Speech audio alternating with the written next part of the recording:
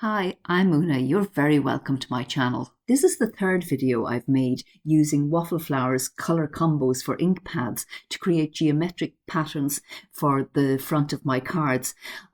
This is meant for ink swatching, but I think it makes beautiful geometric patterns. This is it. This is the set. I used that small square and the triangles before in videos, and I link up in the top corner. Today I'm using that square, these triangles, and the little rectangle. I pause here just to show the setup that I use when I'm starting a project with my Wreath Builder. And here's the trial run that I've already done so that I'll know where to place my first stamp to get myself started. Now I know where the centre of the circle is, the centre of the panel rather, and this is where I always start my projects, down at this point, and I'm lining up the centre with that point and finding out where the top of the square should be placed. It was a little off in my trial run, and I know now how to adjust it to put it in the position that I want it in. Now I cut out the panel, the 4-inch square panel from Nina Solar White Classic Crest card, and then trim it off on my guillotine. Really important to have a good trimmer. These are the inks, Altenew's Ruby Red, Coral Berry and Frosty Pink. Lovely set. I start off with the Frosty Pink, and I love this feeling when I'm started. I'm off on a run.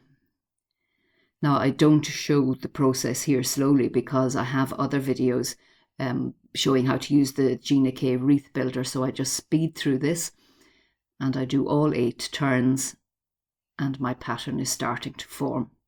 I use a triangle next. First I deepened the colour on the Coral Berry stamps. I came back from lunch and I thought that colour doesn't look deep enough. So I place this stamp. Now I do take a long time to get these stamps in position. I'm looking at them from all angles. My head sometimes goes right down to the table to make sure it's in position. But once that first stamp is in position, you're off. You're up and running.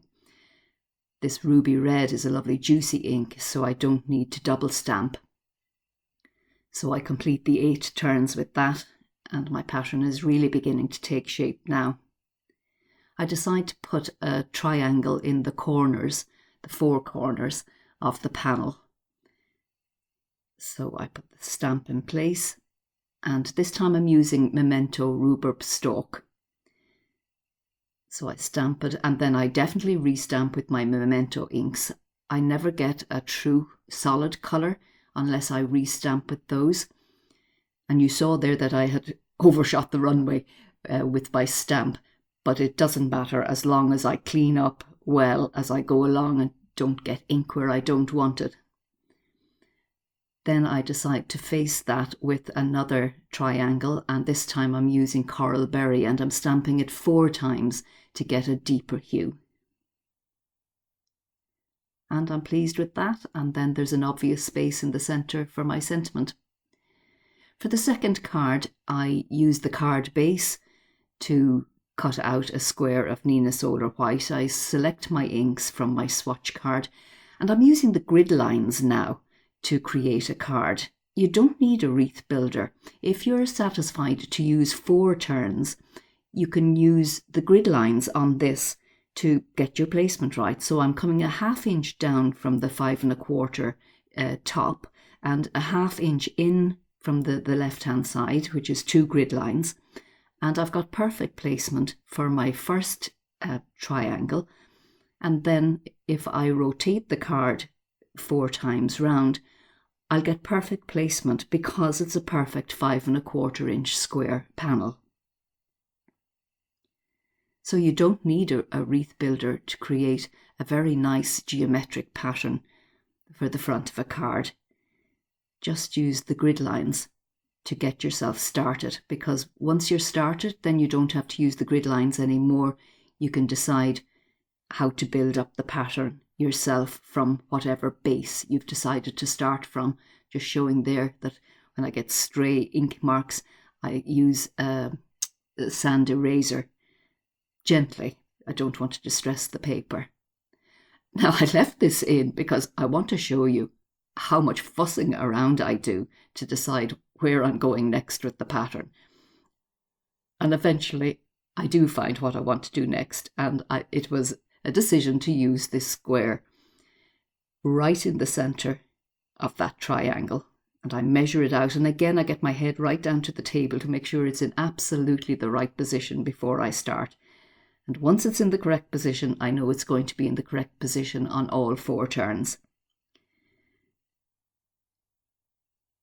And following that, I decide to use this triangle. And again, I'm quite precise about where I put it. I choose another Altenew ink that I hadn't selected at the beginning. But all these Altenew inks, they match each other so well.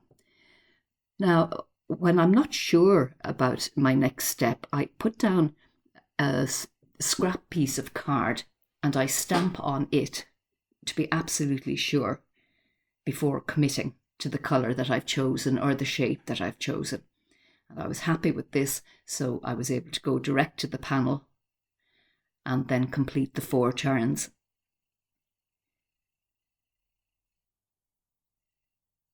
Then I decided to use the rectangle, and I could see that 4 of them was going to leave me with a nice square shape in the centre that would accommodate my square stamp.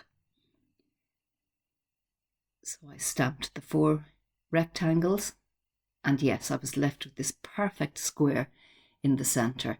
I thought of using this evergreen ink, but decided instead to emboss with verdigris embossing powder. And I cut out some examples, stamp them off on scrap paper and cut them out to look at the card and be absolutely sure it was what I wanted to do. And now I'm going straight to the card panel with Versamark ink to emboss on the panel. I wanted to make a 1-layer card. Well, it ends up being 2 because I adhere the sentiment on top. But basically, the background is a 1-layer card. And I'm being very careful to just leave the heat tool very briefly on the paper because I was getting substantial warping. Now, I sorted it in the end. I did try running it through my die cutting machine in a piece of typing paper, but that didn't straighten it. In the end, I flattened it under my heavy stamping tools.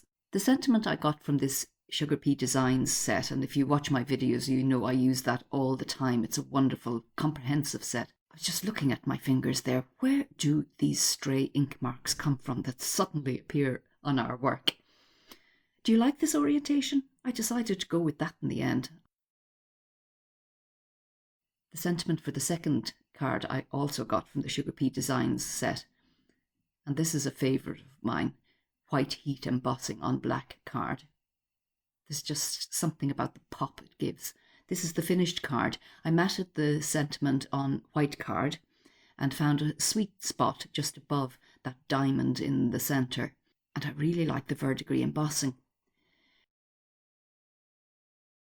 For this one, to finish it off, I put thin strips of red card around the panel because I felt it needed a transition. I stacked up the sentiment and I used a compass cutter to cut myself a circle of dark red card. Now, what do you think of this? Would you have done this? Let me know in the comments below. I couldn't make up my mind, so in the end I just left it as it was. I was happy enough with it. I think it's a gorgeous card. I do hope you enjoyed this video and that you'll come back to Una's Crafty Cards for more of my videos. You can follow links below. There will be more videos appearing on screen now that you might like to watch. I'd love if you would subscribe to my channel, and if you enjoyed this video, please give it a thumbs up. That's really important for the success of my channel to get more views. All the best for now. Bye, and do take great care of yourselves.